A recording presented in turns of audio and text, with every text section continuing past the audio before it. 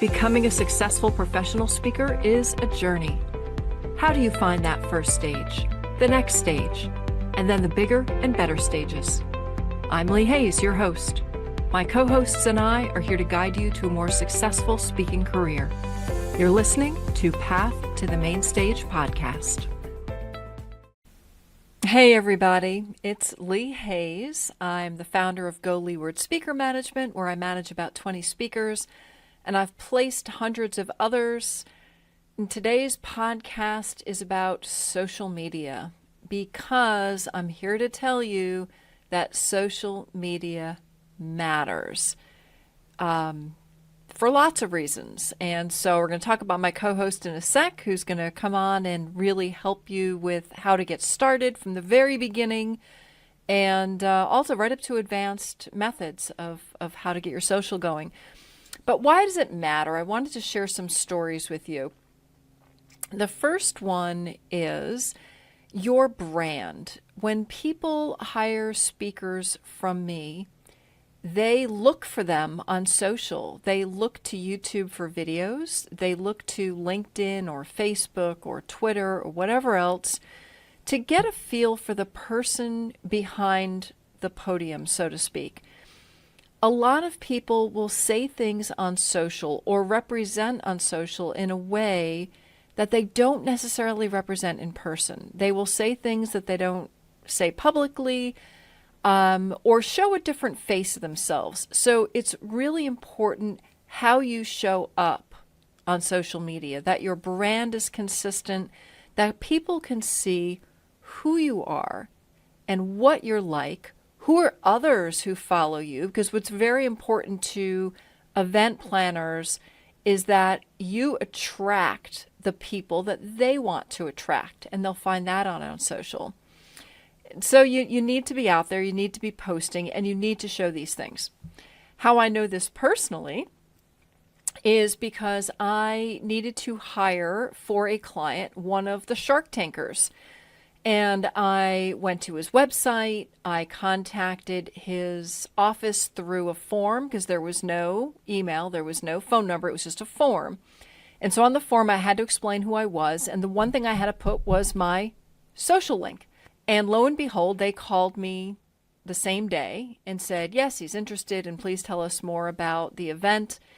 But then the assistant went out of her way to mention that the reason they called me was because of my social media. They said that this particular speaker gets what they said was 1,000 leads a day, which is a little bit of an exaggeration, but they get many leads a day. And because he gets so many leads, she goes, we don't answer most of them. We just ignore them because they're not qualified to hire him. She said, but looking at your social media, which we researched before we called you, we could see that indeed you work regularly with clients and speakers, and that you are qualified to talk to his office about hiring him. So that was one of my introductions to the importance of a solid social media platform, that you are projecting who you are and giving those who would hire you the confidence of who you are. The other thing about social is that numbers matter, sometimes more than others, but there are events, there are instances where your follower number really makes a difference. One of these instances would be call for speakers. Now, I personally don't use call for speakers very often anymore, and I'll get into that in another podcast. But often when you do call for speakers, that form will ask you to list your social medias and list your follower numbers, because event planners often feel that your showing in social media, your celebrity, will impact how many people they can get into their event. One very specific instance I had of this, which again shows an extreme, but I just want to illustrate it, was there was an event for business, and I was pitching one of my speakers to the event planners. There were two planners, and what's important here to know is that the planners were in their 20s. We were having a Zoom call. I could see that they were a boatload younger than I was. and they were younger, earlier, less experienced planners, but they had their marching orders to fill these seats, which is what planners need to do. Their audience, they described, these were going to be business owners, about 80% male, maybe even 90% male, and probably ages 50 and older. So a different segment than they are.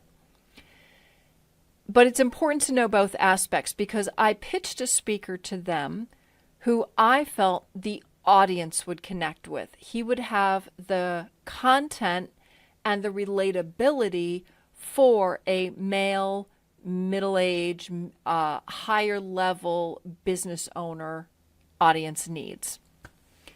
So I pitched and they said, sounds great, we'll get back to you. Well, I don't hear anything, so 2 weeks later I follow up and I said, are you still considering my speaker? And the answer was no. We went with, and they named a female, I don't recall her name, but the female that they selected to be their keynote was a pop artist, a musical pop artist. And I said, that's an interesting choice. Again, this was a pop artist. She's in her 20s. I had heard of her. I didn't know that much what she did.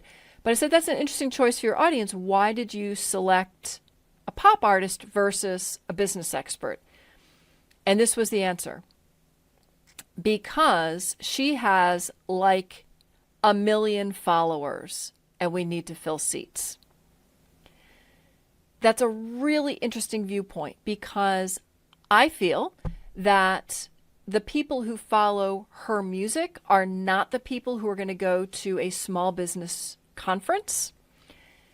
But the impression of these new event planners was the bigger the number on social media, the greater the chance they had to sell tickets. Now, yes, that is an extreme example. But I want you to think about your social media, your content, and your numbers. Social media matters. So I'm going to click on now to my co-host, introduce you, and teach you a whole lot about social media. Hey, everybody. Welcome again to the podcast about how to build your speaking business. A huge part of becoming a celebrity. And when I say that, I mean getting to be known. Technically, the word celebrity means known by others, is your social media. And social media can be difficult. It can be challenging. So I brought today as my co-host, Amber Vilhauer, who is the authority on how to do social media. And not just how to do social media, but how to do it without driving yourself crazy. Amber, when I met you years ago, I came to you saying, I don't know how to do this. And you went, it's easy, Lee. Let me explain it. So that's why you're here.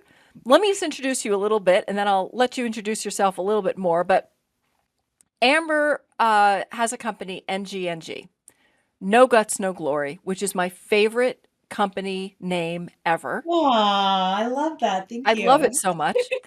And she wrote the book Infinite Impact, which is not only a great read because it has you look inside yourself and realize your purpose, it's also a great gift. It's a beautiful book, Amber. I mean, it's Thank a you. great read, but it's a visually Yeah, attractive. Like this is a book I'd full want to color. give to someone. I wanted it to be a beautiful experience because we're so inundated with information right now that you have to work harder to get people engaged in your content. And so by simply turning it into a full color, beautiful book that's easy to read, Hmm. got that accomplished. Yeah, just love it. Just love it. Thank you. And I'm already telling you, and I'm already telling the audience, I'm going to beg Amber to come back and talk about how to leave a legacy in a book. Great. But today I'm going to start with social. We have so much we can talk about. I'm here for all of it. I love you, Lee. There is so much. So what I'm really focusing on, Amber, our audience today is emerging speakers. Speakers who've either looking for that first stage or looking for that 100th stage, but want to do more.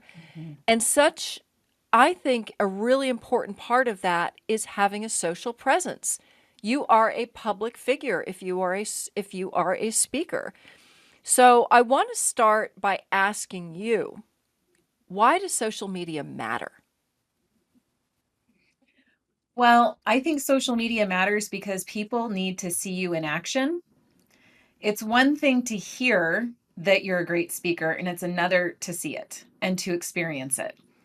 Social media is your opportunity to fully self express all that you are, which is interesting because most speakers don't like social media, but they like stage speaking. They somehow see this as two separate things. I say if you want to get on more stages, you have a stage right here that you can get on every single day. Every single day that has a larger audience than the one that you're getting hired on. So, for example, if you're walking out on a stage in front of 200 people, 2,000 people, well, with social media, you have the opportunity to speak to billions of people. Like this is your stage. It is your opportunity to self express, to prove who you are and what the experience is that people will get on stage. And social media is the path to help you get more gigs. And social media is obviously you want people to follow you, but how important is it to engage with others? I think it's equally important, actually, because we need to make sure that you're not, self-serving. It's all about me and my little corner of the world, but that you can be about others and engaging with them and lifting them up and being a part of their platform. I mean, one of my core values, Lee, is better together. So I'm always looking for new ways to collaborate with others because then, I mean, from a strategic standpoint, I can leverage their entire community and have, that stage presence in front of their entire community and bring them back into my own.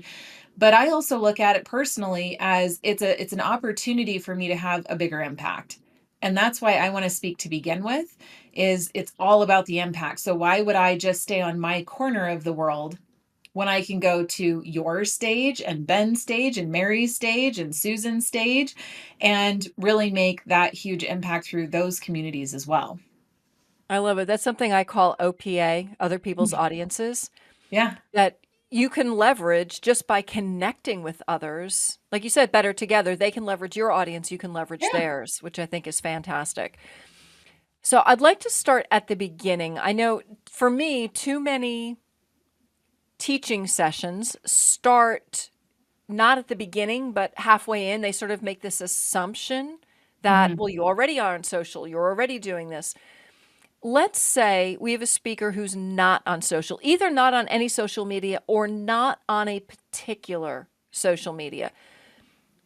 How do I get started? Now let's say, either I'm not on social at all. Let's Mhm. start there. I'm not at all. I don't have a profile. How do I get a profile on a social media platform? Well, you just go to the social platform and you can create your own account. It's free. So you're just going to sign up with your name and email address. Then you'll be able to add information to your profile, such as your speaker headshot, a bio or description. And this is where each platform starts to get different depending on which one you're at. Because, for example, on Instagram, you have 4 short lines to add your bio, whereas with LinkedIn, you can add paragraphs and paragraphs and paragraphs for your description and your bio. So you would literally just go to edit profile, and I would want you to maximize filling in every field that they give you. So, for example, on LinkedIn, you can input your college history, any awards that you've won, any associations that you're a part of. You can upload imagery of your work. You can ask for endorsements or reviews from people within your network to beef up your profile. So you would literally just go to edit profile and just input information into every field that you possibly can. And then the other key is to go back once a quarter, even, and look at Hmm. each of your profiles and think, what is new? Because you are evolving at the speed of light, probably, and the world is changing too. And so you want to make sure that your platforms always have the most up-to-date information. And I love how you just jumped into my next question, which is, oh, I have a social platform. Like I can just start posting on it. Should an emerging speaker not criticize, scrutinize their profile before they start really posting? Like if I want to really start posting now, I'm going to put all my effort into it. Should I really scrutinize my profile first and rethink it or just start the way it is? Well, that's a tricky question here because a lot of people have what's called productive procrastination. So what Okay. that means is that you will sit there and scrutinize and rework and redesign and rebrand and rethink before you ever actually take action on doing the one thing that's going to get you more speaking opportunities, which is Ooh, good posting. point. No, So I love that. it's a yes and Lee. Like, yes, you want to make sure that your profile it represents you well, that it just has accurate information. But it But doesn't have you're to be not going to sit perfect. there and go down a rabbit hole for 16 weeks reading LinkedIn optimization articles and then building all of this content and then self-sabotaging as you think you're not good enough or it's not as perfect as it can be. I mean, let's be honest, we have this opportunity to spiral out of control if we're not Hmm. careful. So I think there's a healthy balance between making sure that you are proud of what you're putting out there in terms of your presentation, your profile, but then just get posting. Let's just get posting. Okay. And where should I post? Like you mentioned Instagram, you mentioned LinkedIn, and there are a zillion others. As a Mhm. speaker, Mhm. should I be on Insta and Facebook and LinkedIn and TikTok and Snapchat and all the other ones that I can't even think of? Yeah. Or should I focus? And if I should focus, how do I decide where to go? As a speaker, LinkedIn is a non-negotiable in my mind. So we need to make sure that you have a well optimized platform on LinkedIn first, and that you are consistently posting content there. Then, in terms of the other platforms, I would recommend you go with what feels most right for you. So, Instagram is more about imagery, artistry, photography, video, expression, which some speakers would be excellent for. And I could make an argument that any speaker, right, could do video and that creativity expression through Instagram. Whereas TikTok tends to be a platform where you can supposedly get way more views, have the opportunity to go viral a lot faster. But in my experience, the conversion isn't there. So it's almost like fake optics. It looks like you have a lot of numbers, but it's not necessarily converting into the outcome that you desire, which might be more paid speaking opportunities. So I personally have dabbled in TikTok multiple times, and every time I end up disengaging because I'm not getting any meaningful result from it. And so for me personally, I exist mostly on Instagram. That feels most aligned with who I am and how I want to self-express. But for you, you know, maybe X is a better platform for you. So not really into much of the way of video and images, although you can upload that, of course, but it's more for like little bite-sized bumper sticker posts, very opinionated, controversial, newsworthy, you know, so maybe depending on, you know, the platform that you want to create for yourself and your brand positioning, maybe X is better for you. I Right. would just do a simple Google search of like, explain the differences between the most popular social networks to me. And you'll get a zillion articles that will explain the nuances of each social network. And then you can decide where is the highest and best use of your time. And the only other thing that I would add is don't discount YouTube for Hmm. speaking, Right. especially because YouTube is the second largest search engine in the world. And so sometimes we don't look at YouTube as a social media platform, but it actually is because they have YouTube Shorts, which are Hmm. like bite sized little videos that are very similar to Instagram Reels, Right. bite sized little videos. And then those bite sized videos on YouTube can point to a long form video on YouTube. So, Lee, if you go to my YouTube channel, Amber Vilhauer, you'll see some videos that are as short as 3 minutes. And I have video content on there where I'm going strong for 25 minutes. Hmm. There's like a 6 minute mark where you're going to have a drop in viewership, like, you know, because of people's attention spans. So you'll get maybe a 6% drop in viewership around 6 minutes in. But then Statistics show that people will stay engaged for upwards of 20, 25 minutes. And the key is the more minutes somebody is watching you, the more they are meaningfully connecting with you and engaging and building trust with you, which means the more likely they are to share your content or want to reach out to get to know you. And then you can build the relationship into getting more speaking gigs from there. So I actually would want to highlight YouTube for a lot of speakers because I think it's a really strong strategy to grow your engagements. 100% agree. Certainly, yeah, LinkedIn, like you mentioned, but YouTube, I know as a person who places speakers, the second question I get is, can I see some video? Where do I see video? Can you show me some Absolutely. video? You're a speaker. People want to see you speak. So please put yourself on YouTube. Absolutely. Okay. So we know the speakers need to be on YouTube and they need to put up some video. And my other little aside there is I've worked with speakers who go, "Oh, I don't want to put up video because if I let them see it, then they don't want to hire me because they can just watch it on YouTube."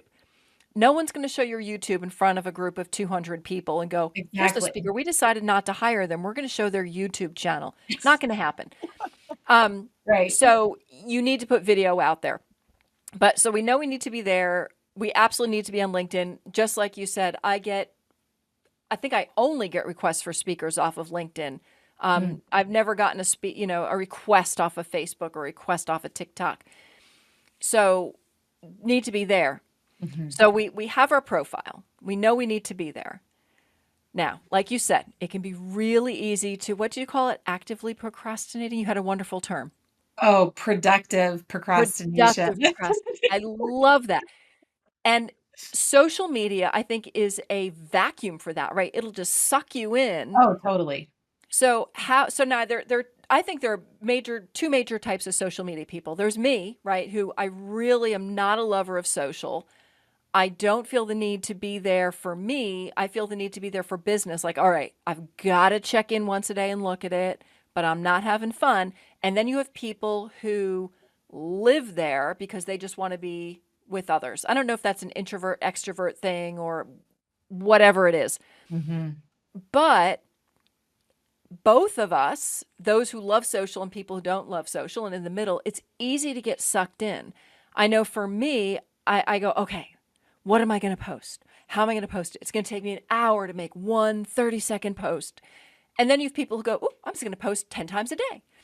Yeah. So I want you to help both of us and tell us how how do we get started posting? And I know just post, but there must be a way to set up a cadence, to set up a process or a system that's going to help us get through it. Help us, Amber. There's a lot here. So A lot to unpack. the first thing is I want to make sure that you are clear on what you are here to express. A lot of people go on social media and they just start posting randomly. This is what I had for lunch. This is what I think about that. And I am sharing this random reel that I liked of this cat thing that's happening. And then I'm Do you over watch here cats? showing another reel of like a serious speaker that I admire. And all of a sudden, your social media is all over the place and doesn't have a through line. That would be like going out on stage and just spewing into your audience. You would never do that. You know, when you're thinking about your speech, it's like, what am I really trying to say here? How am I moving the audience emotionally? What is the transformation that I am moving toward in this speech? So now let's take a lot of those same principles and apply it to social media. What does my social media represent? And what am I here to express and accomplish? Nobody asked themselves this question ever, Lee. It's really amazing. So, You're blowing my mind, right? But it makes such sense, right? What yeah. is that? What do I want to say? And I love your illustration of here. These are speakers. You're on stage, and now social media is your stage. You need focus. Yeah, you need Right. Like you said, you're structure, not right? spewing everywhere. You need a purpose. You Mhm. need a thread. So tell us, how do we figure out that thread? So the first thing that I do is I look at who am I speaking to on social media. And it might help you again to frame this through you preparing for your next speaking engagement, right? So you're going to find out who's the audience, like what is the state of mind that they're in? What are they trying to accomplish? What's the desired outcome of the conference that I'm at? So just ask yourself a lot of these same questions. And for example, everything that I do, from email marketing to social media to stage speaking to podcast interviews, every piece of content that I am creating is all in service to an avatar that is fiction. I imagined her, almost 20 years ago, and her name is Heather. And I know everything about this woman. I know that Heather was a stay-at-home mom. She lost herself. She starts, researching about how she can like start feeling better day to day. She starts doing yoga and eating clean. She starts a blog. She starts then, having a subscription off of that blog and then getting an audience and a membership. And like, I know what she does every day. I know what her career looks like. And this clarity has really helped me to understand how I can use social media to meet her needs. Mm-hmm. Now, if you want more information on the avatar exercise, we can for sure talk about it here, Lee, but to stay on point, you can also go to infiniteimpactbook.com. And if you scroll down about 30%, there's a gold button where you can get my entire book for free instantly. There's no opt-in wall. It's just take it. Okay. And I then love that in you just there, give your information away, but I know you do. just go So yeah. take it.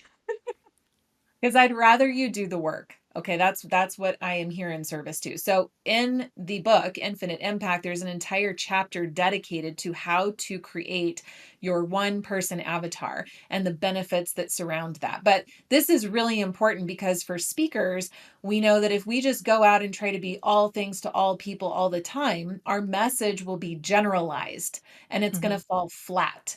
So, what we want is to pick one person. And when you're doing your work in service to one person, you can get so specific because you know what they're thinking, you know what they're feeling, you know what their behaviors are and their desired outcomes, and how you can support meeting their needs. And this is crucial for social media. I get all the time people saying, "Gosh, Amber, I feel like you created that video just for me. How did you get inside of my secret thoughts and feelings?" I don't know. I did it for Heather. And even though my avatar is a woman, 80% of my clients are men. So don't worry thinking that you're going to, like single out audience. You're not. What we use the avatar for is to get deep specificity in our content. And it's the specificity that emotionally and meaningfully connects with audience on social.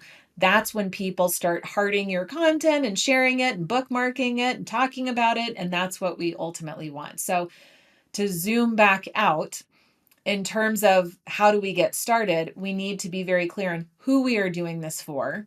Mm-hmm. You already know the message that's inside of you. So now with our content, we need to look at how can I make sure that all of these micro bits of content that I'll end up creating has a through line based on my vision, my message that I'm here to deliver, so that it's in service to this community that is activated around my cause because I've been so specific in my content and I'm not trying to be too generalized and be all things to all people. Right, because when event planners hire speakers, they don't ask me who's the most general speaker you have who talks about everything, right? They'll Yeah, they'll say who is the speaker who's going to solve our problem in an entertaining way, and that's the question, right? Who's your audience? So a I cool love that you're saying you've got to exercise. know your audience, and also to remind speakers that the person whose problem you're solving is not just the person sitting in the audience, it's the person hiring you whose Yes, problem you have to solve. And their problem is to solve the problem of the people in the audience. So just great as point. you work on your avatar, something to think about is who is sitting there looking at you and who is signing your paycheck, because that's Yep. the person who's going to hire you. So anyway, thank you so much. So you need to be very specific on who we're talking to. How And do we then talk to them? I can offer you a simple exercise to create a content plan.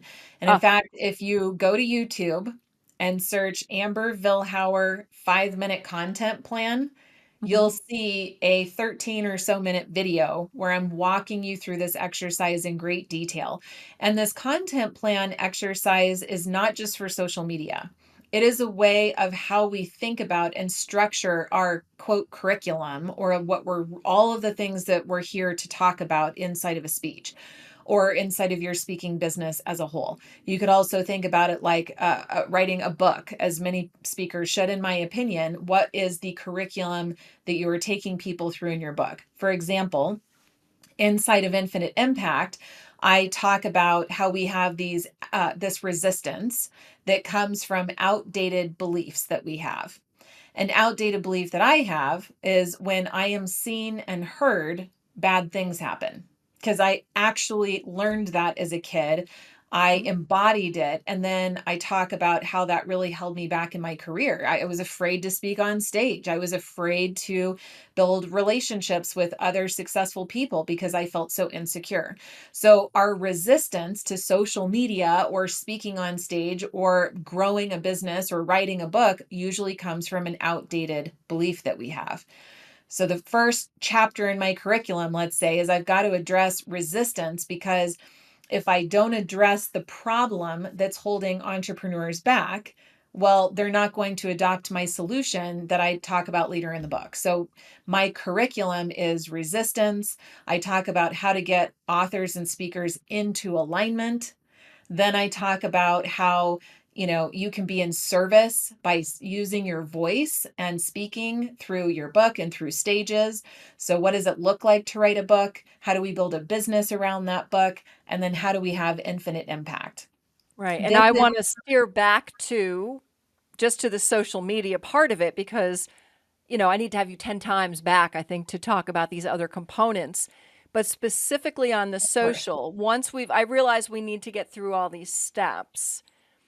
How do we get posting? Yes. So the content plan that I'm framing for you Mhm. is that your curriculum might be this full journey of how you're servicing people, from resistance to alignment to Mhm. books to business to impact. Let's say these become the categories for your content plan. And that can frame a book, it can frame a speech, it can create a course. But within those categories, you're going to have a bunch of subtopics, right? So, Mhm. underneath the banner of how to write a book, I Right. can then create a bite sized social media video about how do I create a table of contents? How do I know what stories to put in my book? How do I make money off of my book while I'm writing the book? What does it mean to hire an editor? So, you have to understand the bigger picture of your categories of what you can speak into. Mhm. Before then, you can break it down into bite-sized content based on topics. And I teach a process that within 5 minutes, you just set a little timer on your iPhone, Lee, and then in 5 minutes, you quickly think, what are the categories of that I can speak into? And what are some topics underneath each of those categories? And now within 5 minutes, you're looking at this piece of paper that is your content plan. You'll have probably 50 topics written down on that piece of paper in 5 minutes on average.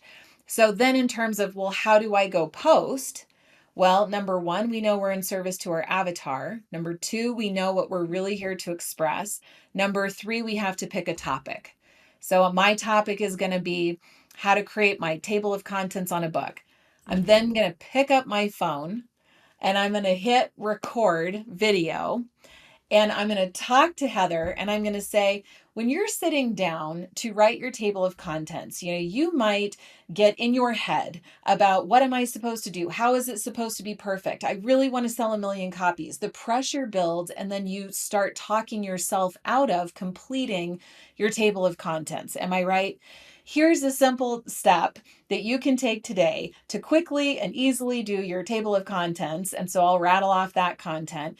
And then at the end, I'll say something like, if you thought that was helpful, let me know in the comments. If you have any other questions, put that into the comments and I'll be sure to get back to you. Thanks so much for watching, and I'll see you on the next one.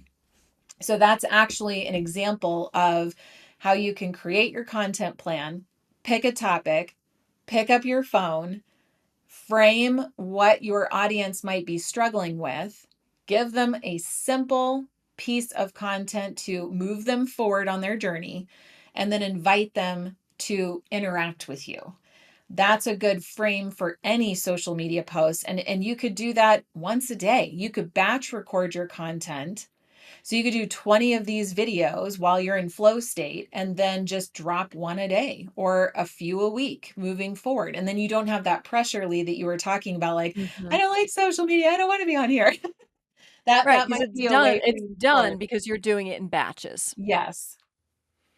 Okay, Yeah. so what I'm visualizing here is a family tree, basically, Sure. where you have your various, like you said, your family members up there, your topics, and then all their kids underneath, which are the subtopics. And I can sit down and just record all my kids one day, right? I can go through all those little topics, drop them once a day. Yeah. And obviously, for a speaker, social having video is so Exactly. important. Yeah. But can I also do that in other formats? Can I do it as, like an Audio. image or It could be audio. story Sure. or It can, but here's the thing. Remember that the more minutes somebody spends with you, the more they're connecting, the more that they're building trust in you, and that increases their chance of engaging with you in whatever way that is next for them. So if it's just a photo, Lee, I'm Mhm. swiping past that in less than 1 second. Okay. If it is even a caption, maybe I'm skimming it, but I'm not like carefully reading word by word. Like let's think about our own social behaviors, right? Swipe, swipe, swipe. But when it's Right. a video, we You have watch to for more stop. seconds, we watch for more minutes, right? So that's more, equity almost that we're putting into the relationship. And so I know that you might think that video is a pain, or I don't want to, I have to put my makeup on, I have to get dressed, or whatever the thing is. But what are you really here to accomplish? Are you here to make sure that, like, it's easy, or do you want to go get out on more stages? Like, if you want to go get out on more stages, then show up for work and put on the makeup and, Do the work. meaningfully connect with your audience and get on social media, because that is the way forward to impact, to more revenue, to more gigs, to a speaking, to a book deal, or anything else that you might want in your future. So let's talk numbers for a minute. Now we know how to get videos out there. And the first number I want to ask is how many posts a day or a week or a Mhm. month? Mhm. And what's more important, the number or the cadence? I would say there are some studies out there that if you're posting 3 times a week, that's sufficient. Then you have somebody like Gary Vaynerchuk with, I can't remember, what does he have, 10 million views or followers? I can't remember the He's got exact a lot. number. Yeah. It's a lot. He's posting 10, 15 times a day. Okay. So in my experience, Lee, instead of looking at the data, we look at a baseline of do it a few times a week. And if you want to grow your following faster, if you want more speaking gigs faster, if you want general results in your business faster, then you're going to post more. And so you really get to control the pace of business coming into you based on how much output you have in the world. And it doesn't have to just be in the form of social media. Perhaps you do a post a day on social media, and then with remaining time, you go get booked on more podcast interviews, because Mhm. that's another stage. Maybe you are connecting with other speakers and building relationships so that if they don't find an aligned fit with a gig, they then pass that information over to you. And now you're getting more referrals for speaking engagements through your quote network. So whatever your activity is, there's plenty of things we can do. I know this interview is really focused in on social media, but there's always an up button. So you really get to have control over it, which I think is nice. And again, on numbers, is it important? Are the sheer numbers important? I have X number of followers. Is who is following you important? So I want to look. I've Yes. had people hire speakers because they say, "Oh my gosh, they have so many followers. Obviously, they're going to bring an audience into my event." Mm. And then there's also the train of thought of they don't have as many followers, but those followers are exactly the people that I need.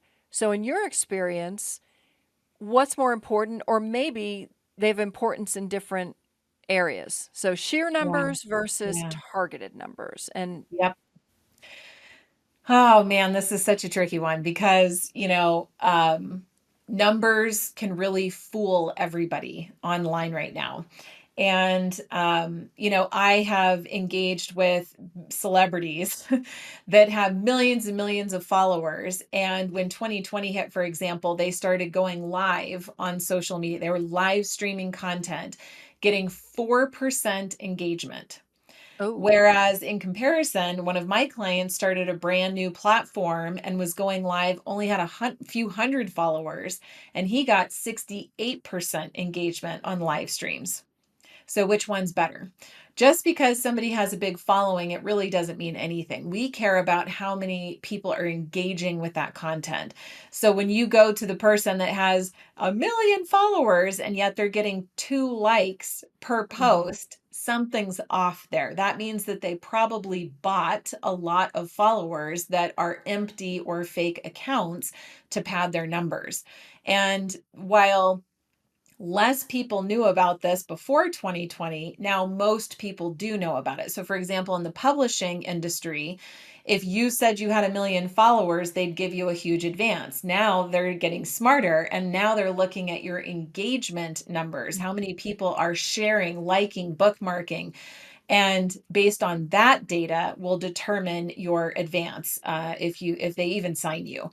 So the numbers will fool you.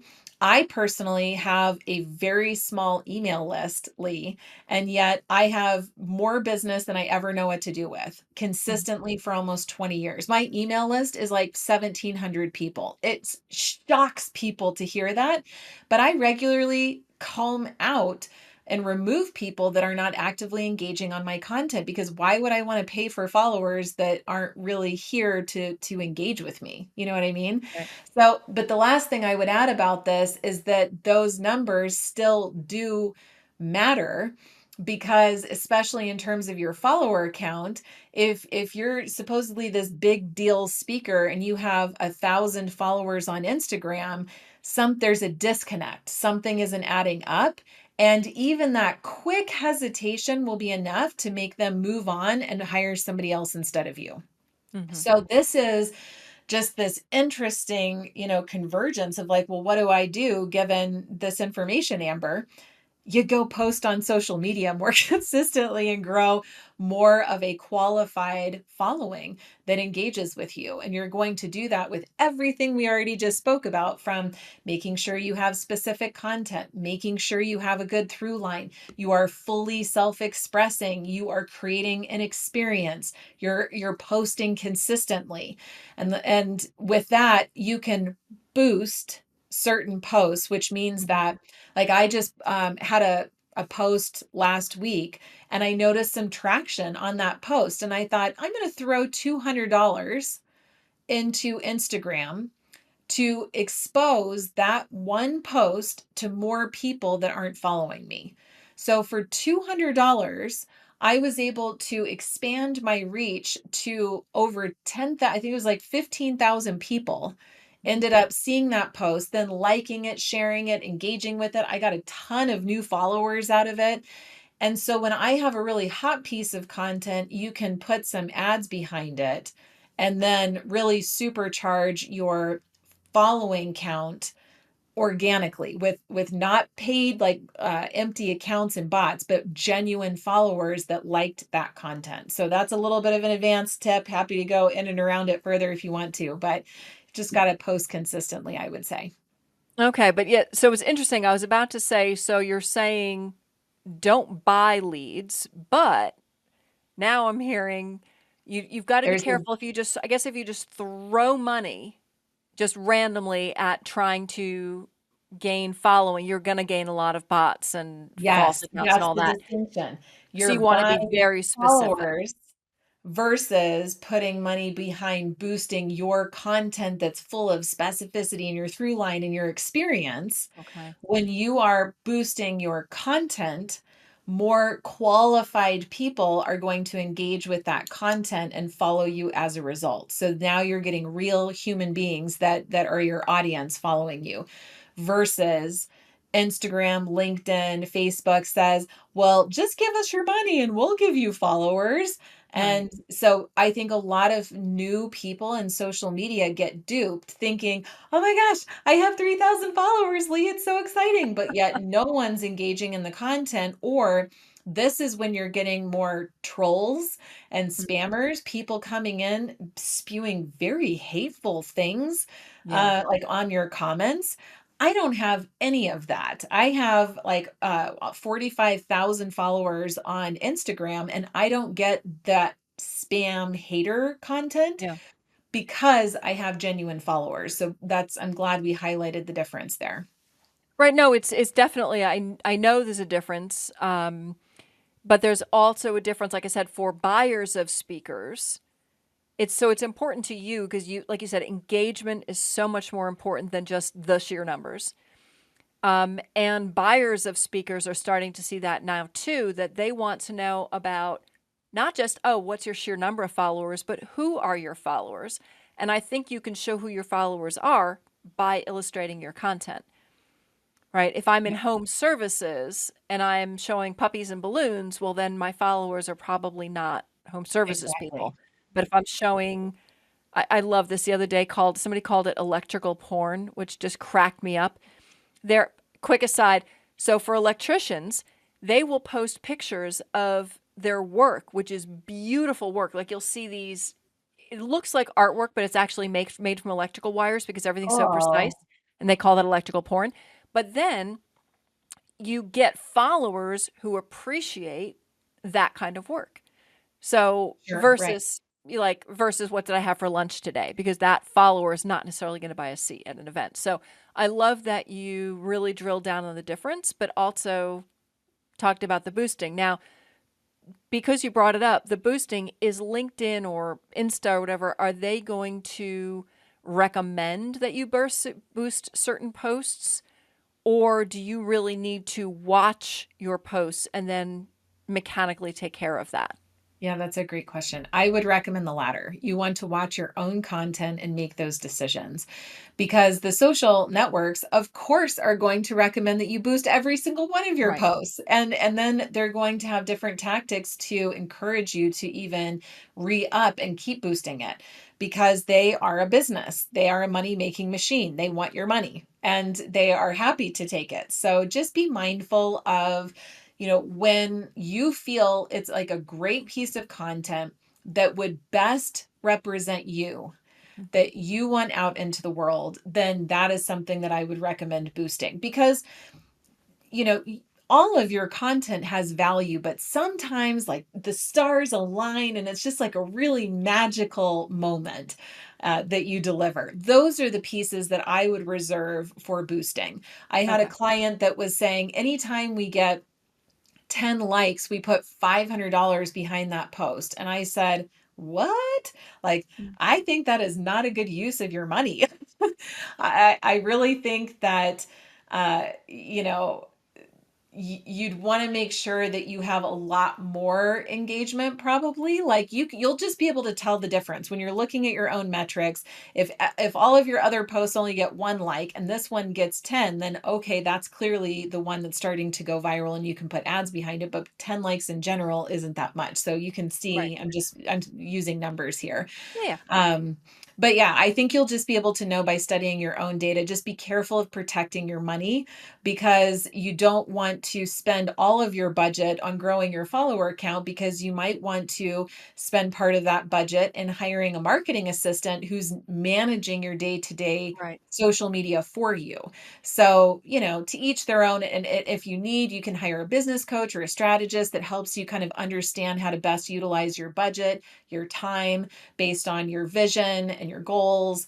I mean, so that's getting into a more, personalized conversation, but Okay. Well, I only have two questions left for yeah. you. And the first one is, what about hiring an assistant to do your social?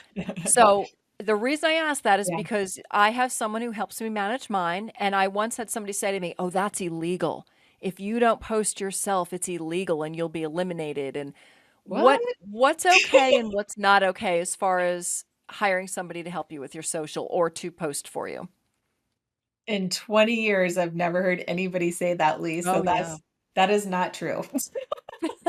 Um, I think a lot of times when you have a solopreneur, which might be you as the speaker, you don't have a team, it's nerve-wracking to consider hiring a team member who's going to help you with this. But I think you want to consider what is the highest and best use of your time.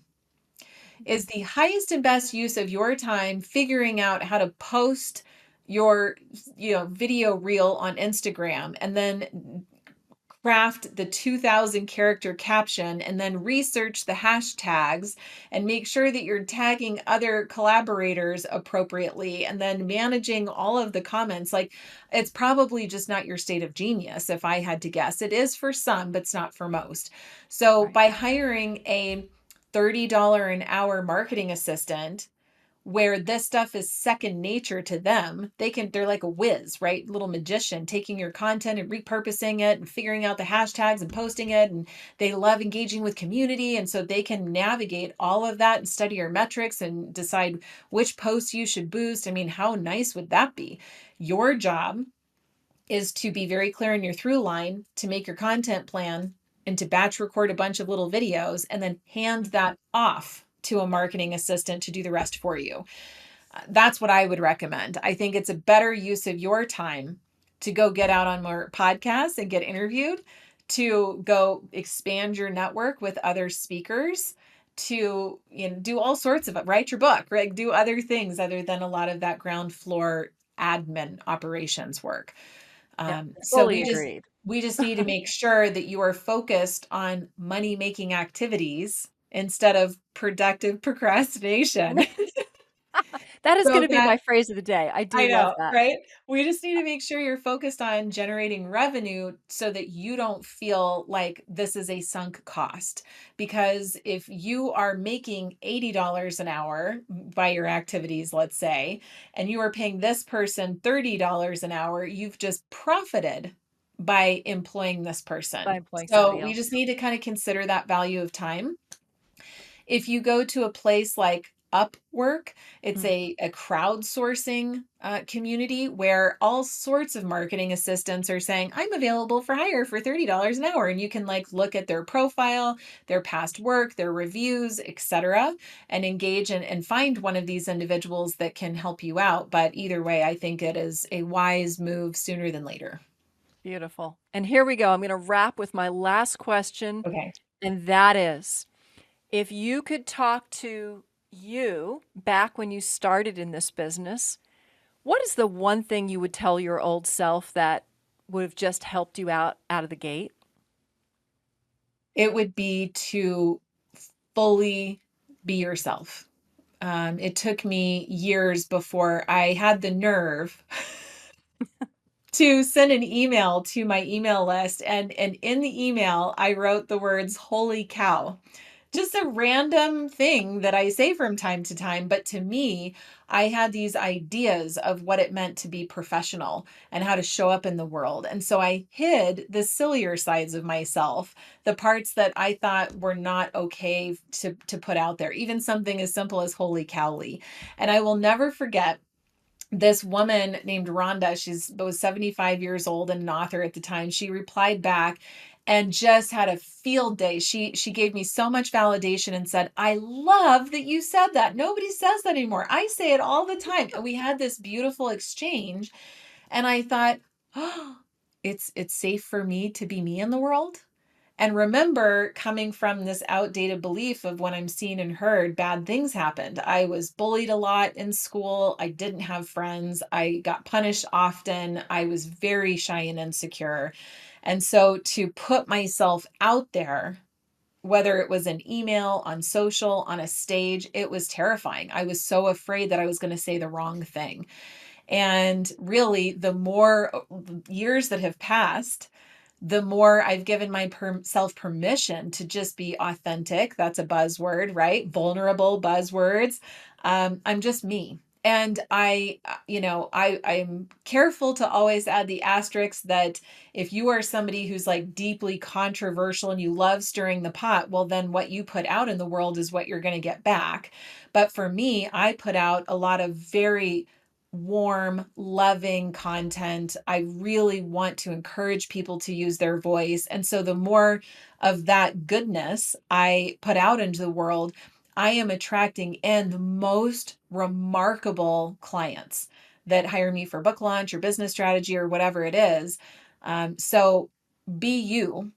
And the more you are fully self expressing online, you will get that back in return quickly. It happens fast, especially in an age of misinformation and disillusionment. Those who are genuine and real and open are going to win the game of marketing and speaking moving forward. Well, thank you so much for being you. I love who Gosh. you are. And to everyone listening, thank you for joining Path to the Main Stage. I look forward to seeing you soon next time as we go down that path together. Bye, everybody. Thanks for listening to Path to the Main Stage. If you enjoyed the show, please subscribe wherever you get your podcasts. And for full video episodes, check out YouTube.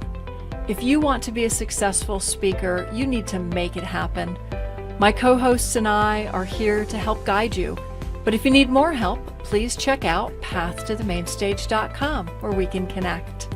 And until next time, keep sharing your voice, keep showing up, and keep taking your path to the main stage.